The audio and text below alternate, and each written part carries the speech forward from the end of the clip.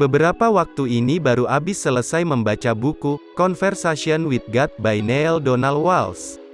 Buku ini cukup membuka satu level lagi pemahaman saya tentang alam semesta dan galaksi ini. Keindahan dan keajaiban yang terjadi dalam kehidupan kita. Dalam buku ini dijelaskan bahwa kita sebagai manusia bertugas, meminta kepada Tuhan, dan Tuhan bertugas untuk memberi. Tentunya kita semua selalu meminta, setiap menit dan setiap detik. Terus kok ada yang terkabulkan dan ada yang tidak? Hal ini membuat kita stres dan depresi, dan merasa kayaknya bukan saya deh yang beruntung, atau merasa Tuhan kok nggak adil ya? Di sini saya mau coba sedikit berbagi mengenai seninya, meminta. Mungkin kamu bertanya dalam hati, weleh, meminta kok pakai seni? Ya jelas, karena walaupun terdengar sepele, banyak dari kita gak tahu caranya meminta. Namun sebelum lanjut, luangkan waktu sejenak untuk klik tombol subscribe kemudian like, share dan komen, dukung kami agar Anda dapat mengetahui video terbaru dari kami. Oleh karena itu kita seringkali merasa belum menerima. Sebelum masuk lebih jauh tentang cara meminta, saya mau nyerempetin dikit pemahaman mengenai manifestasi atau mewujudkan. Soalnya seni meminta ini erat banget kaitannya dengan perwujudan keinginan kita ini alias manifestasi. Cara yang saya share ini sebenarnya menggunakan salah satu hukum di dunia, yaitu hukum tarik-menarik, Law of Attraction. Nah hukum ini yang sering dipakai dalam manifestasikan sesuatu hal. Hanya saja tetap banyak orang yang merasa masih belum tercapai keinginannya walaupun sudah melakukan hal tersebut setahap demi setahap.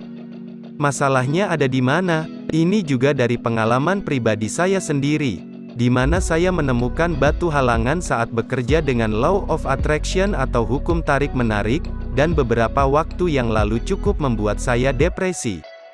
Oleh karena itu saya mau ajak kawan semua untuk mencerna dan merenungkan dulu beberapa hal yang bisa bikin manifestasi kita terhalang. Hal yang membuat manifestasi terasa sulit, satu-satunya hal yang membuat manifestasi kita terasa sulit adalah mindset. Sebelumnya kita perlu pahami dulu, sebenarnya otak kita setiap menit dan detiknya sedang mengirimkan sinyal kepada alam semesta untuk menyampaikan keinginan kita. Pemikiran kita dibagi dua bagian, otak sadar dan otak bawah sadar. Otak sadar kita adalah otak yang secara sadar menginginkan sesuatu. Misalnya kita ingin hubungan percintaan yang sukses, pekerjaan yang sukses, dan keuangan yang sukses. Ini adalah keinginan dan harapan yang ingin dicapai secara sadar, jadi kita mengetahui apa yang kita mau. Sedangkan otak bawah sadar adalah pemikiran yang bergerak secara otomatis. Dan pergerakan ini berdasarkan pola kebiasaan, hal yang berulang-ulang atau pernah terjadinya trauma yang membuat kita menyimpan hal tersebut dalam otak bawah sadar. Kalau otak kita selalu mengirimkan sinyal permintaan kepada Tuhan, dan Tuhan selalu memberikan apa yang kita inginkan, lalu kenapa ada permohonan yang terkabulkan dan mengapa ada yang tidak? Masalahnya sering muncul di otak bawah sadar kita, atau orang bilang alam bawah sadar. Otak bawah sadar kita ini punya kekuatan 1000 kali lipat daripada otak sadar. Jadi sinyal yang dikirimkan kepada alam semesta tentunya lebih cepat berkali lipat daripada otak sadar kita. Sering kali otak sadar kita dan otak bawah sadar kita ini tidak sinkronisasi. Misalnya otak sadar kita berharap kita bisa memiliki hubungan percintaan yang baik. Tetapi karena mindset yang tertanam pada otak bawah sadar kita bahwa hubungan cinta yang kita alami selalu tidak baik, maka kita sebenarnya meminta hubungan cinta yang tidak baik kepada Tuhan. Makanya Tuhan selalu memberikan dan mempertemukan kita pada hubungan percintaan yang tidak baik. Dan permasalahan yang sering terjadi adalah otak sadar kita dan otak bawah sadar kita sering tidak sinkronisasi. Sehingga saat kita minta A tetapi otak bawah sadar kita meminta B, tentunya Tuhan akan memberikan yang B. Inilah yang disebut sebagai mindset atau pola pemikiran kita yang kita tanam berakar pada otak kita baik itu sadar maupun otak bawah sadar. Mindset pemikiran kita ini didapatkan dari pelajaran dan pengalaman hidup kita. Kalau mindset yang tertanam merupakan mindset yang selaras dengan apa yang ingin kita capai, jelas kita akan cepat dan mudah memanifestasikan harapan dan keinginan kita. Tetapi kalau mindset yang tertanam dalam otak kita ternyata bertentangan, jelas akan terasa sulit untuk mencapainya. Jadi pertanyaannya, apakah mindset yang tertanam dalam otak kamu itu apakah sudah selaras dengan keinginan kamu? Otak merupakan suatu keajaiban, yang juga merupakan kekuatan kita di dunia ini. Otak kita tidak memiliki keterbatasan. Kita bisa menciptakan apa saja dan apapun dengan otak kita.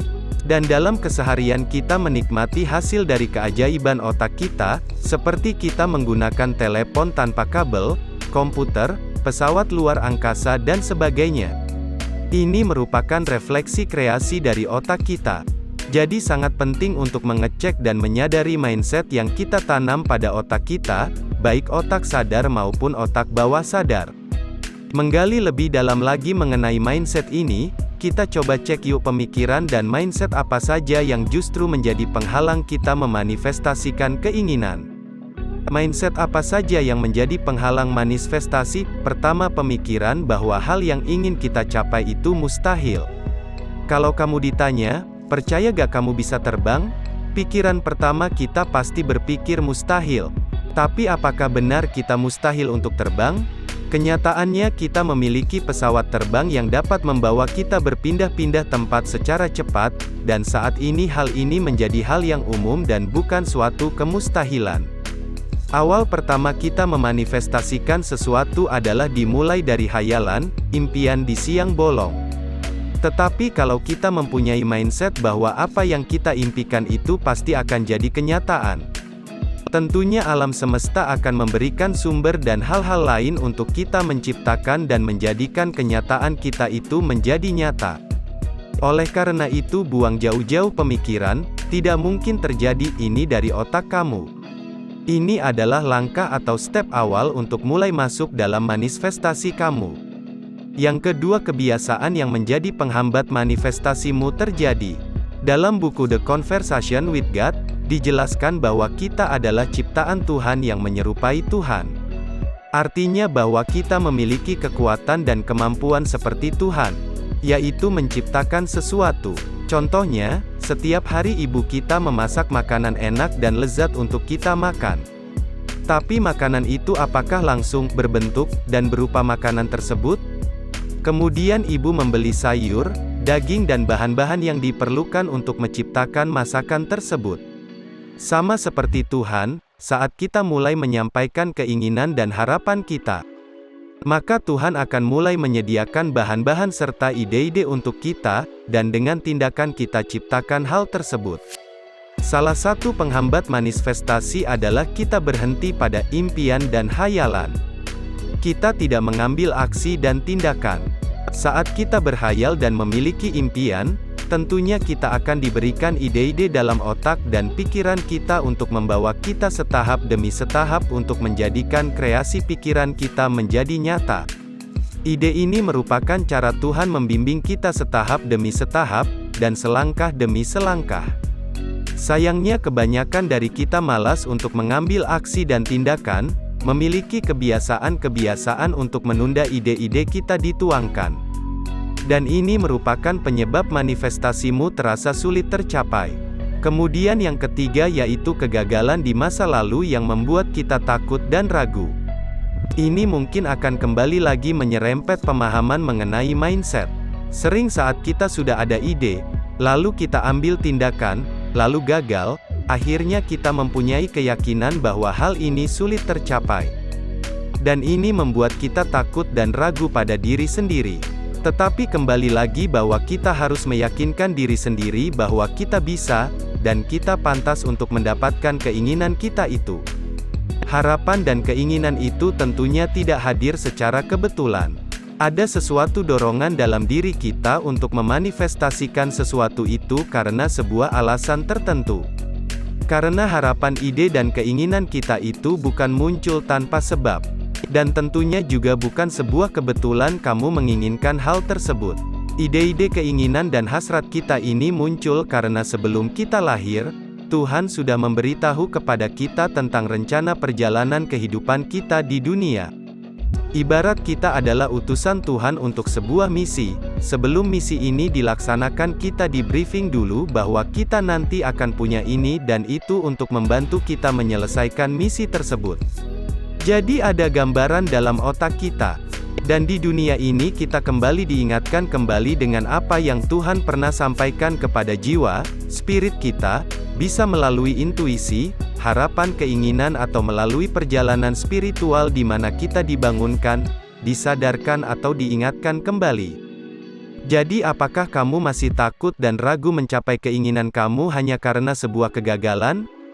Klaim apa yang memang milikmu dan terima apa yang memang menjadi milikmu. Jadi jangan pernah merasa apa permohonan dan harapan kita itu sulit dan tidak mungkin terjadi, walaupun sudah banyak kali kita merasakan kegagalan. Dan jangan jadikan kegagalan sebagai penghalang dan penghambat kamu menikmati apa yang memang pantas kamu miliki. Pernahkah kamu mereview permohonan dan keinginan kamu itu asalnya dari mana? Atau pernah gak terbesit dalam benak kamu mengapa hal yang kamu inginkan berbeda dengan keinginan temanmu, atau dengan individu-individu lainnya? Sampaikan pemikiran kamu di kolom komentar di bawah ya. Apa sajakah hal-hal yang dibutuhkan untuk manifestasi? 1. Impian dan keinginan. Segala sesuatu dimulai dari impian dan keinginan. Pesawat terbang, telepon, komputer, dan sebagainya, semua ini bisa ada dimulai dari impian dan hayalan.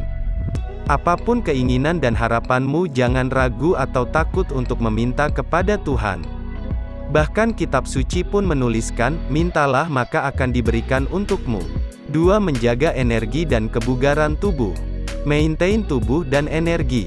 Self-care untuk selalu punya energi positif untuk melakukan sesuatu hal yang membawa kepada goal atau tujuan yang kamu inginkan. Dengan menjaga kebugaran tubuh, akan membantu metabolisme tubuh kita agar selalu fit dan punya energi untuk meraih impianmu tersebut. Makanan yang mudah dicerna akan membantu menghemat energi tubuh kamu. Olahraga membantu agar metabolisme tetap lancar dan tidak ada energi yang stuck di sana. Dan akan membantu kamu untuk tetap berpikir positif. Yang ketiga, kejelasan akan hal apa yang ingin kamu manifestasikan. Setelah kita memiliki impian dan harapan, dan juga menjaga kebugaran tubuh, langkah selanjutnya yang perlu kita lakukan adalah kejelasan pada keinginan kamu. Misalnya kamu menginginkan hidup yang kaya raya. Kita bisa mulai membuat perencanaan, misalnya dengan berapa jumlah uang yang ingin kamu manifestasikan. Mempunyai kejelasan pada apa yang ingin kita capai, membantu kita memfokuskan energi kita. Sama seperti panah, kita memiliki target, sehingga kita akan lebih memfokuskan energi dan arah bidikan kita. Jika pada tahap ini kamu masih belum mempunyai kejelasan detail akan keinginan kamu, coba tips ini.